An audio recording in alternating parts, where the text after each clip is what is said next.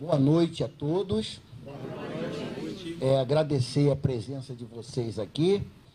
Por que eu faço essa palestra? Eu sempre falo de medicina e de ciência. Eu sou médico, todo mundo sabe. Eu sou ligado à ciência e sou ligado à medicina.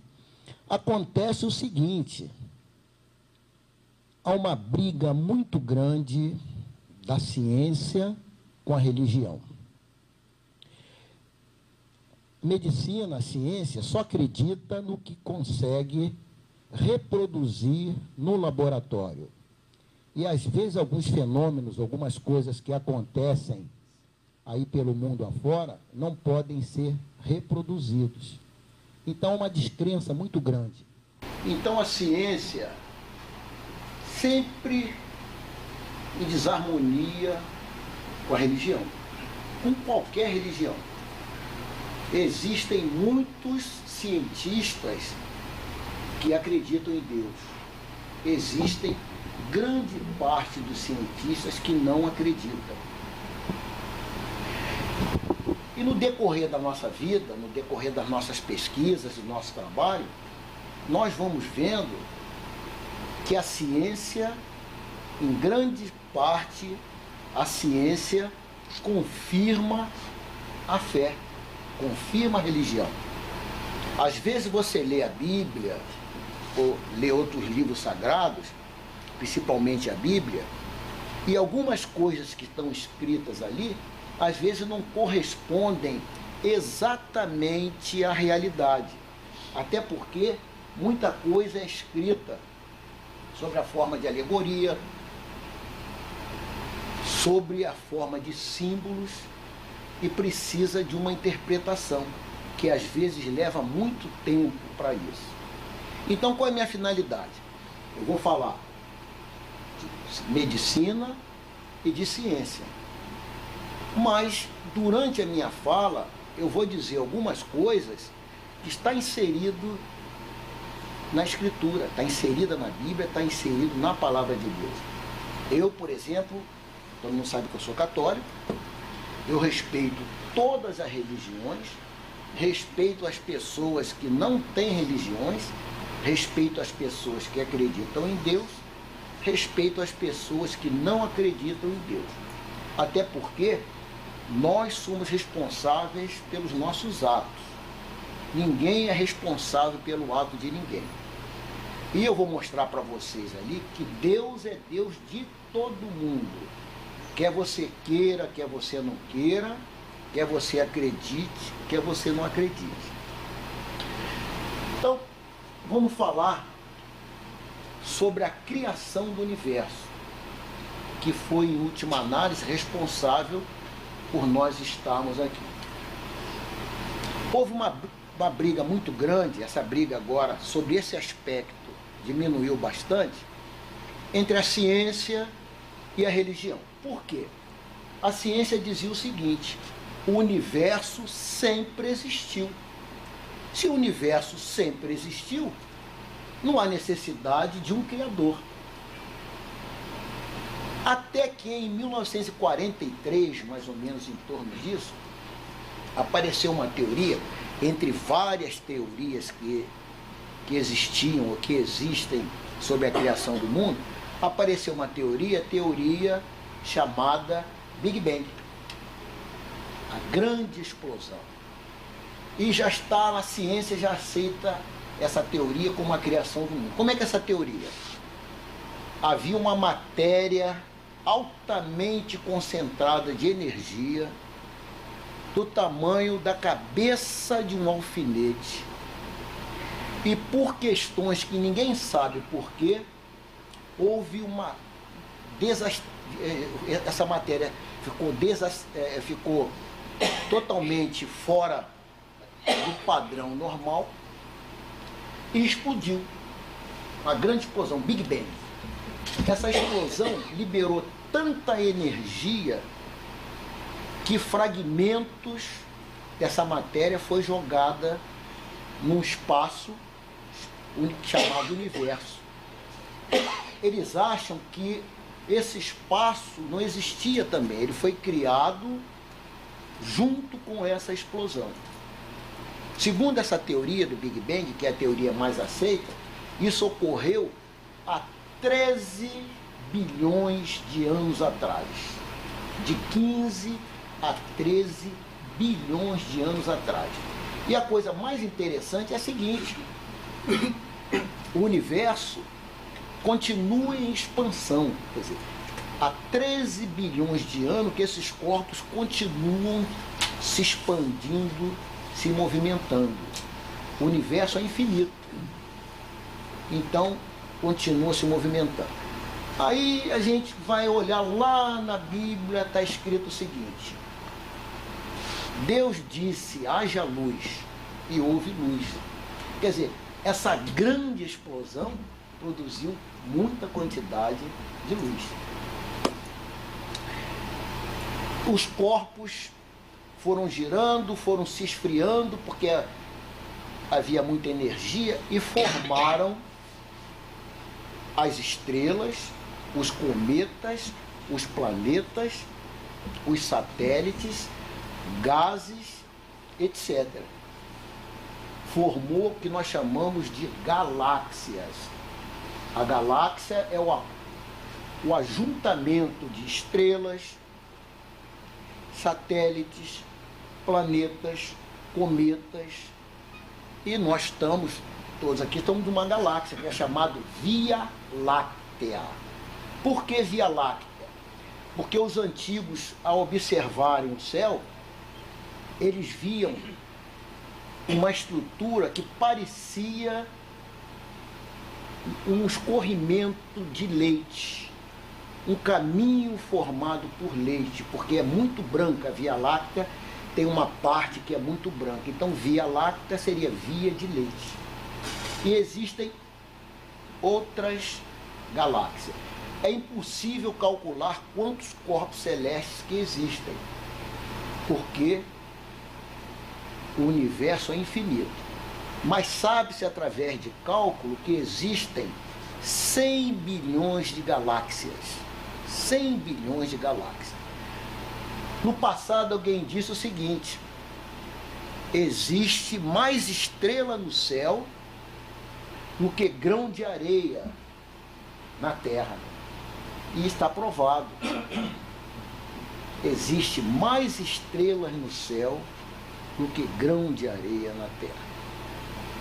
Então, isso aconteceu há 15 a 13 bilhões de anos. Foram formando os corpos e tal. A Terra foi formada há 4 bilhões e meio de anos atrás. E a Terra, a criação da Terra, a existência da Terra é um milagre. Eu vou explicar por quê. Então a Terra, ela é protegida por 2 camadas. Uma camada de ozônio e a camada de atmosfera, que é formada de oxigênio, nitrogênio, 0,3% de gás carbônico, gases nobres, CO2, etc, etc, etc. Por que a Terra é um milagre? Porque a Terra vive numa redoma, como se fosse uma redoma de vidro.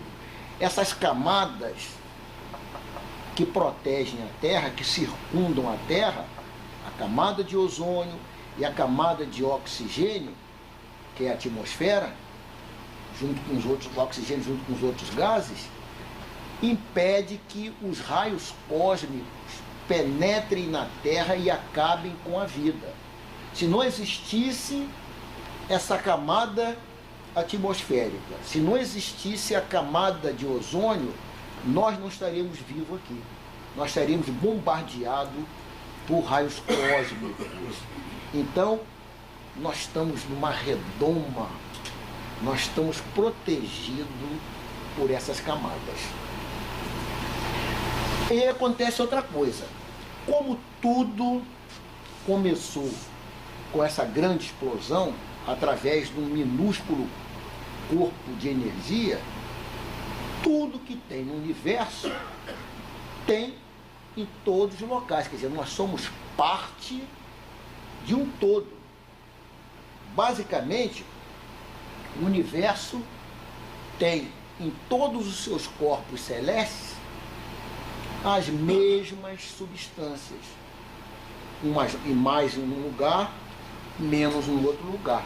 Então, como nós pertencíamos a um todo, nós somos parte desse todo. E outra coisa interessante, todos nós, temos a composição química, temos a composição da Terra.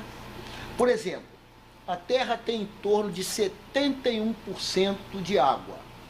Nós temos no nosso organismo, a pessoa adulta 65%, a criança 75% e o idoso 50% de sangue. Ou seja, o planeta Terra tem 1/3 de água, nós temos 1/3 de água no nosso organismo. Outra coisa importante também é o seguinte, a gente faz correlação, eu posso fazer uma correlação com o que falam as Escrituras. O que falam as Escrituras? Nós somos a imagem e semelhança de Deus. Se nós somos a imagem e semelhança de Deus, nós somos parte de Deus. Da mesma maneira que a Terra é parte do universo, a parte contém o todo.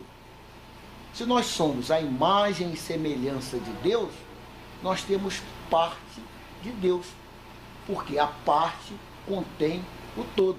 Esse negócio da parte contém o todo é uma coisa interessante. O que mostra a ciência? Nós temos em torno de 40 trilhões de células no nosso organismo. 40 trilhões é 4, 0 mais 9 zeros. 40 trilhões dá 10, 0 e o número 4. Então 0,0004, 40 trilhões de células. Se nós pegarmos qualquer célula do nosso organismo, formos no núcleo da célula, tirarmos o nosso código genético, nós fazemos outro indivíduo igual a nós. É a clonagem, a gente vê aí a clonagem.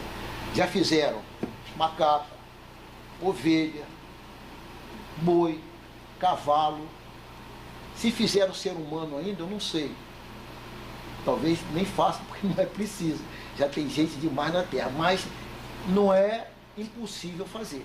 Aí eu vejo algumas pessoas muito religiosas que falam, não pode fazer porque Deus não permite. Não sabemos.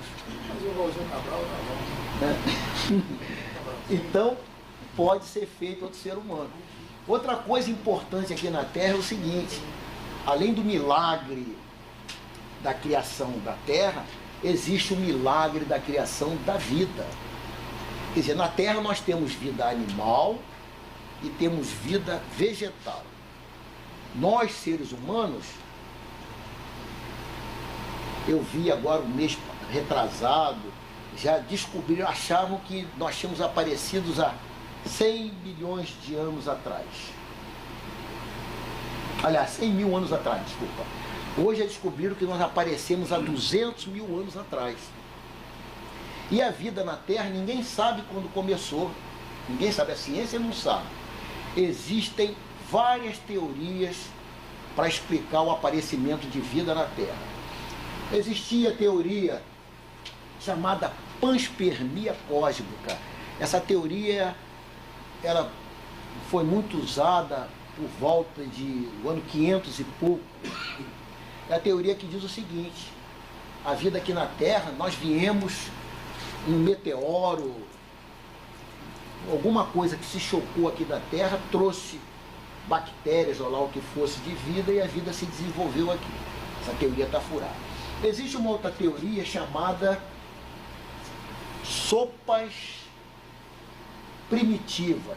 É uma teoria de um russo, que agora eu esqueci o nome dele, essa teoria é de 1936, ele dizia o seguinte, que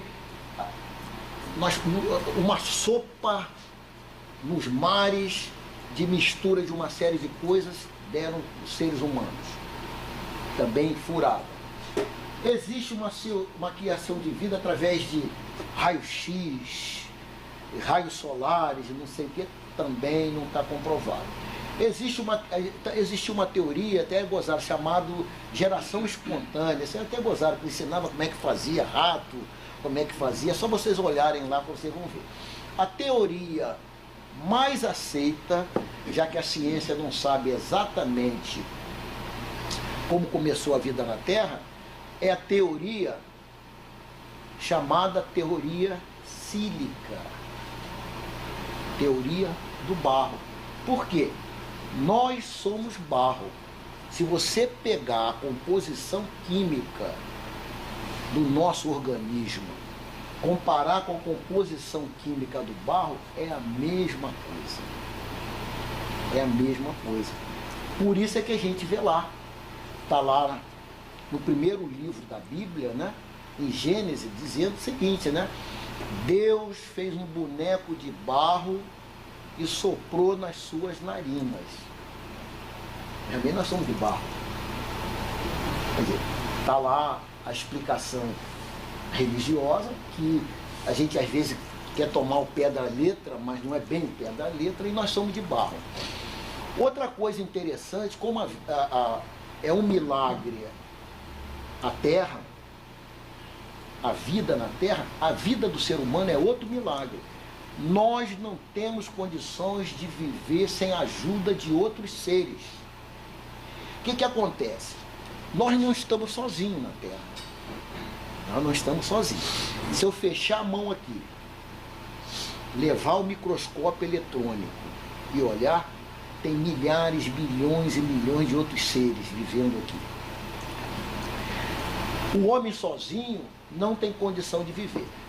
Nós temos no nosso organismo de 40 trilhões a 100 trilhões de bactérias dentro do nosso organismo. 99% no intestino, esse 1% está no estômago, na boca e na pele. Então, se nós não tivéssemos a ajuda das bactérias, nós não conseguiríamos viver. E outro tipo de ajuda.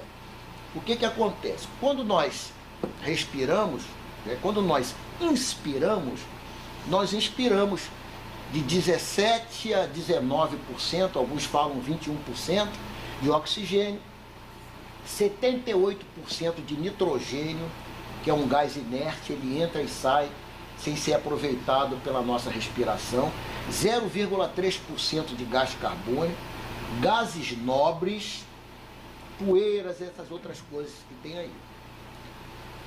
O nitrogênio é essencial para o nosso organismo.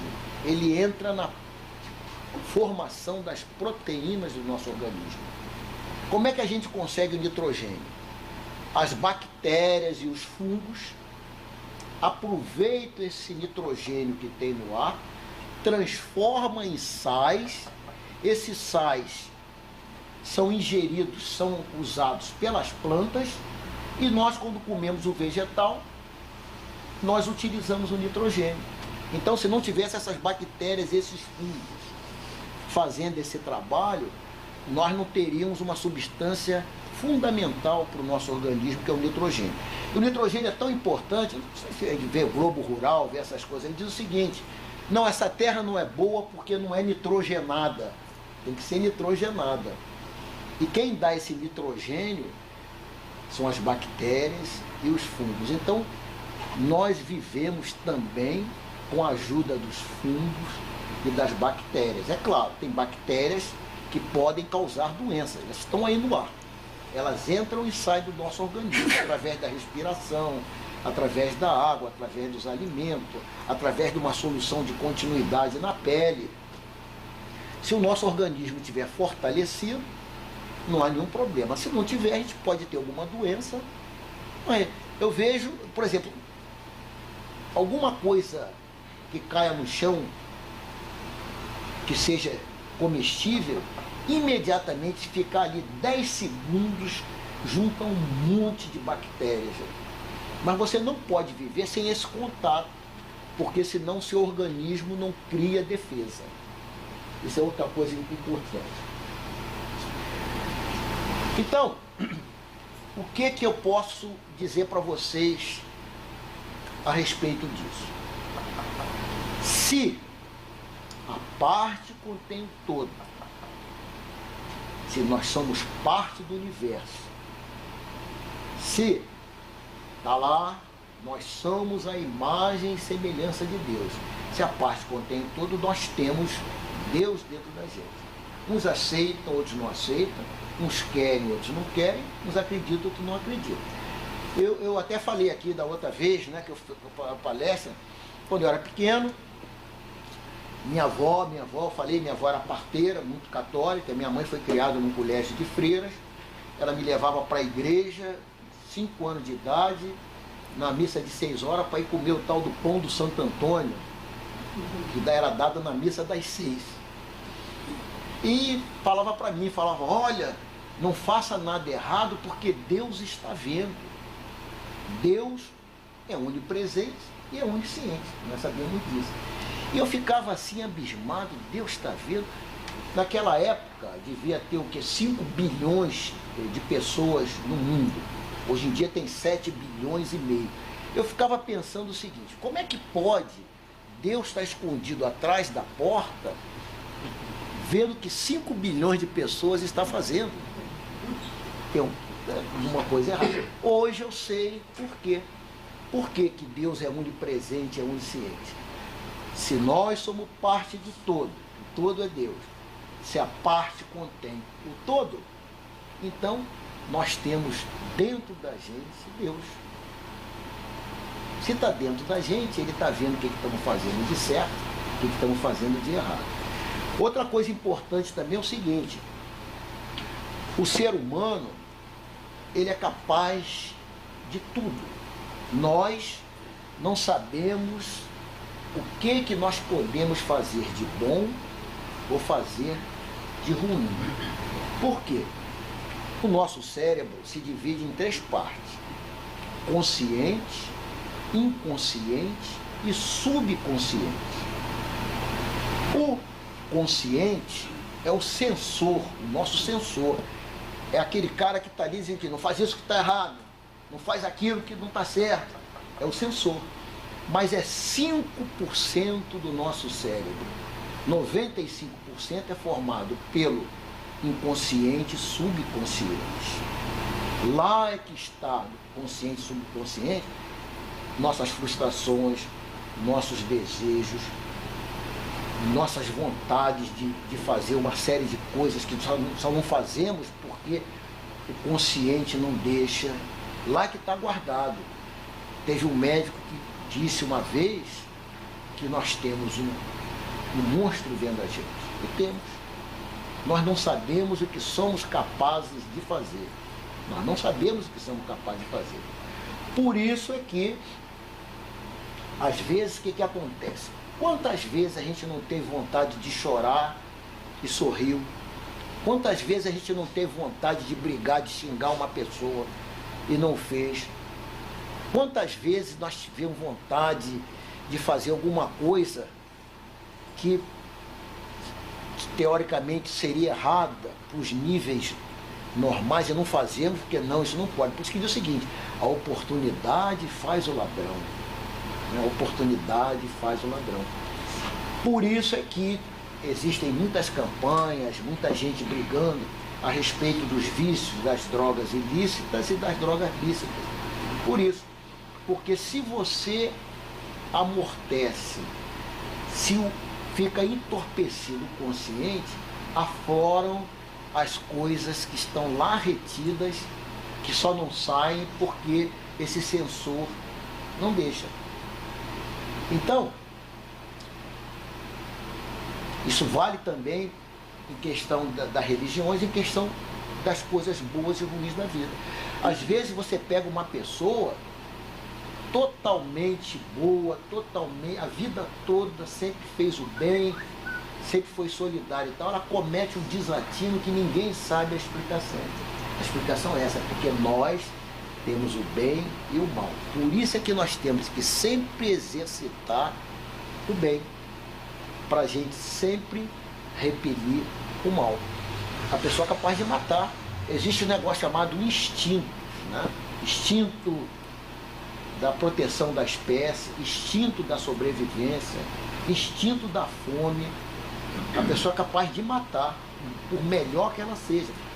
Se tiver com fome, para conseguir uma comida, para proteger a prole, para proteger a vida. Então temos que sempre estar exercitando isso.